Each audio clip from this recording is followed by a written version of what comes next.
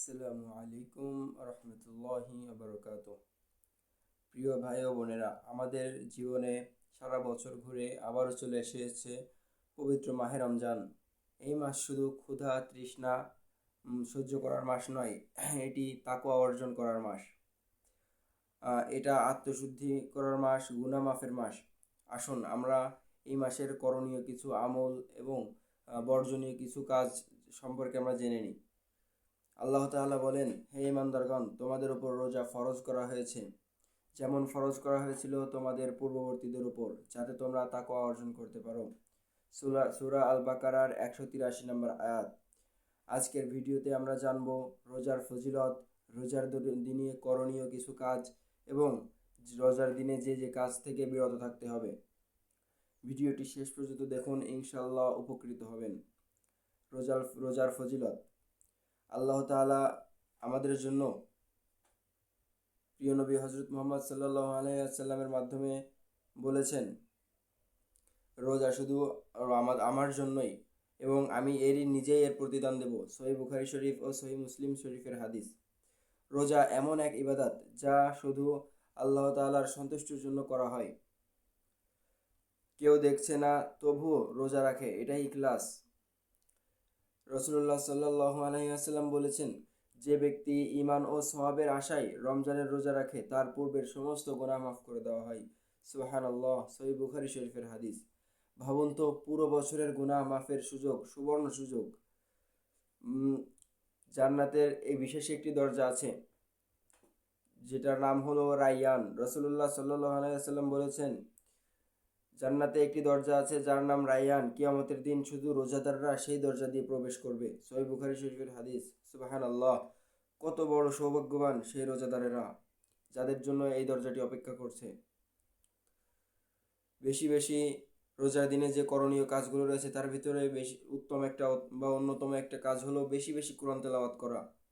রমজান হলো কোরআনের মাস। আল্লাহ তাআলা বলেন, রমজান মাস যাতে নাজিল হয়েছে কোরআন, সেই রমজান মাস যেটাতে কোরআন নাজিল হয়েছে। এই রমজান মাসের মূল্য এতটা বেড়েছে শুধুমাত্র কোরআনের জন্য। আমাদের উচিত বেশি বেশি এই রমজান মাসে কোরআনের সাথে সম্পর্ক গড়ে তোলা। প্রত্যেক দিন অন্তত এক পারা অথবা আধা পারা করে পড়ার চেষ্টা করতে হবে।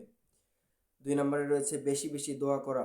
রোজাদারের দোয়া কবুল হয়, বিশেষ করে ইফতারের আগে, যখন কোনো মুমিন বা রোজাদার ইফতারের সময় ইফতার সামনে নিয়ে বসে আল্লাহ তাআলার কাছে দোয়া করে, তখন আল্লাহ তাআলা কাউকে ফিরিয়ে দেন না।